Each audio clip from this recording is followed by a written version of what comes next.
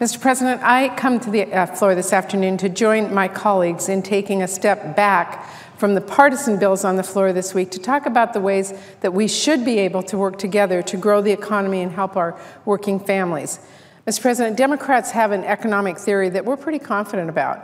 We believe that real, long-term economic growth is built from the middle out, not from the top down. We believe that government does have a role to play in investing in our working families and making sure they have the opportunity to work hard and succeed, offering a hand up to those who want to climb the economic ladder and provide a better life for themselves and for their families. And we believe our government and our economy should be working for all families, not just the wealthiest few. Thankfully, Mr. President, we've had the opportunity to put some policies into place over the past few years that have pulled our economy back from the brink and have started moving it in the right direction. We're not there yet, but across the country, businesses have added almost 12 million new jobs over 59 straight months of job growth, including almost 1 million manufacturing jobs. The unemployment rate is now under 6%. Healthcare costs are growing at their lowest rate in almost 50 years, while millions more families now have access to affordable coverage. The federal budget deficit has been reduced by over 2/3 since President Obama took office.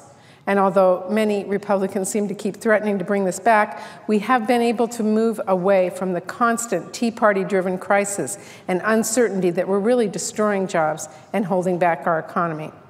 So, Mr. President, we are headed in a good direction, and I'm proud of the policies that we fought for that helped us get to here.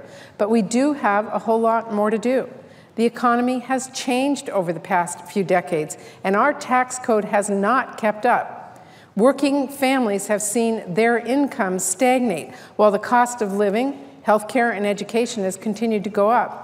And more families have 2 workers in the workforce, which is a good thing for so many women, but brings additional expenses like childcare and transportation and the increased marginal tax rate paid by the second worker in the family.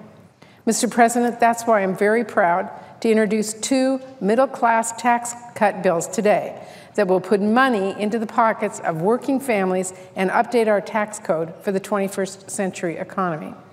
My 21st century worker tax cut would create a new 10% credit on up to $10,000 of the income of the second earner in a family. In other words, qualifying working families can reduce their income taxes by up to $1,000, which can go a long way to offset some of the additional costs that these families bear as they go back to work. That tax cut rewards families for more work, and it would especially help women who want to rejoin the workforce today. Mr. President, the second bill I'm introducing today is the Helping Working Families Afford Child Care Act.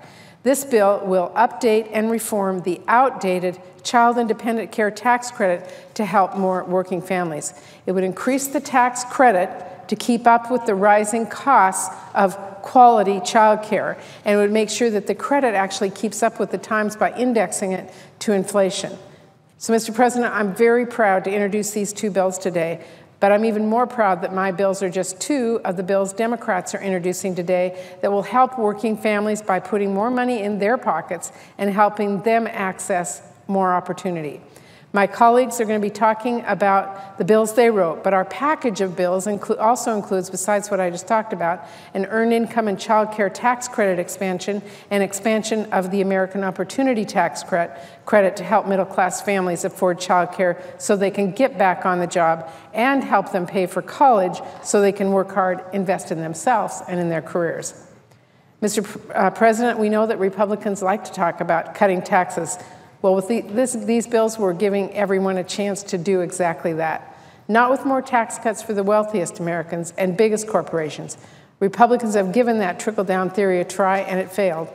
But our approach is tax cuts for the middle class, for the workers that need it the most, to help them afford the costs that they are faced with: childcare, putting food on the table, getting back on the job, and the opportunity to work hard and succeed.